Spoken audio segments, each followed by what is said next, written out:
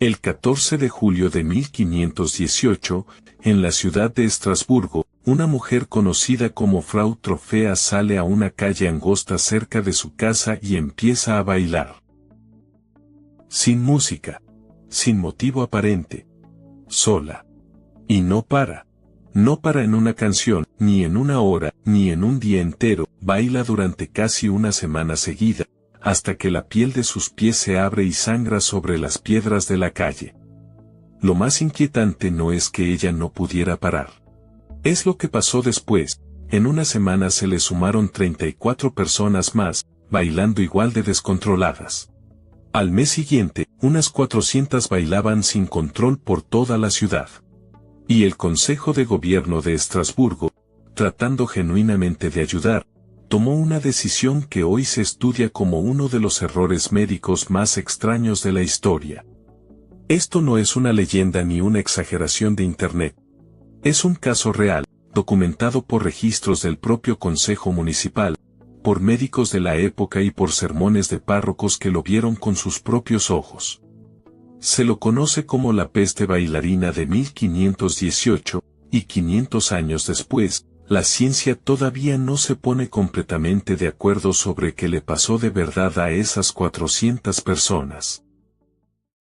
Antes de seguir, pensalo un segundo, ¿vos crees que el cuerpo humano puede moverse durante días sin que la mente lo esté controlando de verdad? Guarda esa pregunta, porque va a volver antes de que termine este video. Estrasburgo, en el verano de 1518, no era una ciudad tranquila. Llevaba varios años seguidos de malas cosechas y hambruna, y convivía además con una epidemia de sífilis que había llegado a Europa apenas 2 décadas antes y que en 1518 ya circulaba por la región. La gente vivía endeudada, débil por el hambre, y con miedo constante a la enfermedad y al castigo divino. En ese contexto, la creencia religiosa también era total. Buena parte de la población creía, literalmente, que ciertos santos podían maldecir a una persona con un baile imposible de detener como castigo. Fue exactamente en ese ambiente que Frau Trofea salió a la calle. Los cronistas de la época coinciden en el detalle más perturbador: no había ninguna música. Ella generaba el ritmo con su propio cuerpo, sin descanso, con una expresión que los testigos describieron como ausente, como si no estuviera realmente presente detrás de sus propios ojos. Su marido intentó detenerla. No pudo. Los vecinos intentaron sujetarla entre varios. Tampoco pudieron. Al cuarto día, la llevaron ante el consejo de la ciudad, que convocó de urgencia a los médicos oficiales de Estrasburgo para que dieran un diagnóstico formal. Y ahí está el primer giro real de esta historia: los médicos no dijeron que estuviera loca, ni poseída. Basándose en la teoría médica dominante de los 4 humores del cuerpo, dictaminaron que tenía la sangre demasiado caliente, y que la única cura posible era dejarla seguir bailando, hasta que el exceso de calor saliera de su cuerpo por sí solo. Curiosamente, mientras los médicos oficiales hablaban de sangre caliente, buena parte del clero y de la población común manejaba una explicación completamente distinta al mismo tiempo. Para ellos, esto no era un desequilibrio del cuerpo, sino la maldición de un santo.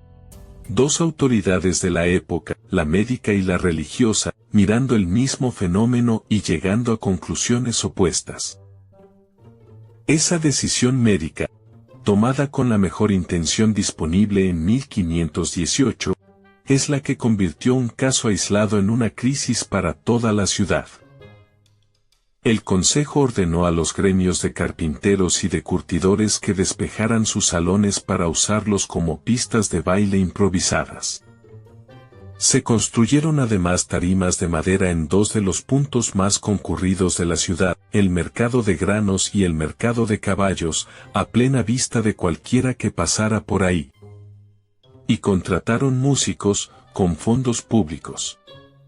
Docenas de tamborileros, violinistas y gaiteros pagados para tocar sin parar y ayudar a los bailarines a mantener el ritmo. Incluso trajeron bailarines profesionales, sanos, para acompañarlos en las tarimas. ¿Qué crees que pasó cuando cientos de personas exhaustas, hambrientas y ya al límite emocional vieron una tarima pública con música en vivo, pagada por su propio gobierno, montada justo al lado de donde ya bailaba Frau Trofea? En cuestión de días, el número se disparó. 34 personas la primera semana. Para mediados de agosto de 1518, los cronistas hablan de unas 400 personas bailando al mismo tiempo por las calles, los mercados y los salones gremiales de Estrasburgo. No era, para nada, un espectáculo alegre. Los testigos describieron cuerpos convulsionando de agotamiento puro, pies destrozados y sangrantes, personas que colapsaban en el suelo y seguían moviendo los brazos y las piernas sin poder detenerse. Algunos gritaban pidiendo ayuda mientras su propio cuerpo seguía moviéndose sin ellos. Crónicas escritas después de los hechos afirman que, en el punto más álgido del brote, llegaban a morir hasta 15 personas por día, por agotamiento extremo, infartos y derrames cerebrales. Hay que decirlo con honestidad, los registros municipales originales de 1518 que sobreviven no detallan un número exacto de muertos, así que esa cifra de 15 diarias viene de relatos posteriores. Y los historiadores actuales la tratan con cautela, no como un hecho cerrado y verificado. Lo que sí está fuera de discusión, porque lo registran varias fuentes independientes de la época, es que hubo muertes reales. Personas que llegaron a esa tarima por su propio pie y nunca se volvieron a levantar de ella. Sabemos todo esto con este nivel de detalle gracias a un testigo real, con nombre y apellido, Sebastián Brandt, secretario del Consejo de Estrasburgo desde 1503 y autor del célebre libro La nave de los necios. Brandt dejó una nota escrita de su puño y letra, fechada el 3 de agosto de 1518, que todavía se conserva, donde describe una enfermedad terrible que hacía bailar día y noche a unas 50 personas, y que el propio consejo, ese mismo día, prohibió el baile público bajo una multa de 30 chelines. Los historiadores que cruzan esta nota con el resto de los registros municipales coinciden en algo llamativo. En cuestión de pocas semanas, el mismo Consejo de Gobierno probó estrategias directamente contradictorias entre sí. Prohibir el baile con una multa, después financiar tarimas y músicos para fomentarlo, y finalmente enviar a los bailarines de peregrinación religiosa, sin que ninguna de las primeras dos lograra frenar el número de afectados. Durante semanas, mientras el número de bailarines seguía creciendo, nadie en Estrasburgo lograba entender qué estaba causando esto de verdad. ¿Una enfermedad nueva? ¿Un castigo divino? ¿Algo en el agua, en el pan? La ciudad entera empezó a buscar una explicación de forma cada vez más desesperada. ¿Vos qué hubieras pensado, viviendo ahí, en el verano de 1518, viendo a 400 vecinos bailar sin parar por las calles de tu ciudad? Y entonces alguien recordó una vieja leyenda, la maldición de San Vito. Según la creencia popular extendida en varias regiones de Europa, ese santo podía castigar a quienes lo ofendían obligándolos a bailar sin parar hasta la muerte. La explicación religiosa encajaba, punto por punto, con lo que la ciudad estaba viendo con sus propios ojos. A principios de septiembre de 1518, el consejo de la ciudad cambió por completo de estrategia. Prohibió la música pública y los bailes organizados en los mercados, la misma solución que ellos mismos habían promovido y pagado semanas antes. En su lugar, empezaron a enviar a los bailarines, muchos ya casi sin fuerzas, en peregrinación hacia un santuario específico. El destino era el santuario de San Vito, en la localidad de Saverne, a unos 30 kilómetros de Estrasburgo. Ahí, sacerdotes realizaban un ritual preciso sobre cada bailarín, los hacían caminar bajo una cruz de madera pintada, les rociaban agua bendita, y les calzaban unos zapatos rojos hechos especialmente para la ocasión. Fuera por el efecto real del descanso forzado que implicaba el propio viaje, por el peso simbólico del ritual religioso en una sociedad profundamente creyente, o por ambas cosas a la vez, el brote empezó a apagarse poco después. Para fines de septiembre de 1518, la peste bailarina de Estrasburgo había terminado. Pero acá viene algo que casi ningún resumen rápido de este caso cuenta: Estrasburgo no fue el primero. Ni el único. Fue apenas el más grave y el mejor documentado de al menos 10 brotes de coreomanía, es decir, gente bailando de forma compulsiva y en grupo, registrados a lo largo de los ríos Rin y Mosela desde el año 1374. Durante siglos, la explicación más repetida en libros y documentales fue el envenenamiento por cornezuelo de centeno, un hongo llamado ergot que crece en el grano húmedo y que puede provocar alucinaciones y espasmos musculares severos. Es una teoría atractiva, con un villano claro, un hongo invisible en el pan de todos los días.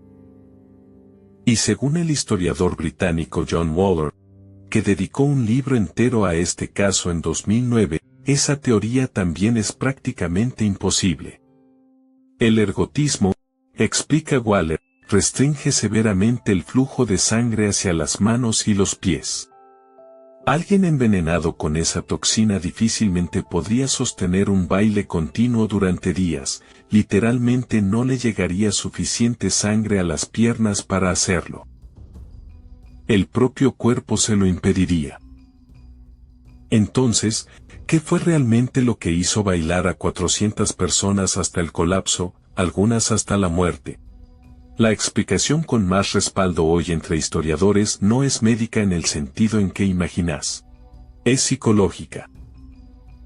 Waller propone que lo de Estrasburgo fue un caso de enfermedad psicógena de masas, un estado de trance involuntario, real, no fingido, desencadenado por una combinación específica de hambruna severa, epidemias recientes, estrés psicológico extremo, y una creencia religiosa compartida tan fuerte que el propio cuerpo terminó actuando esa maldición que todos temían en silencio.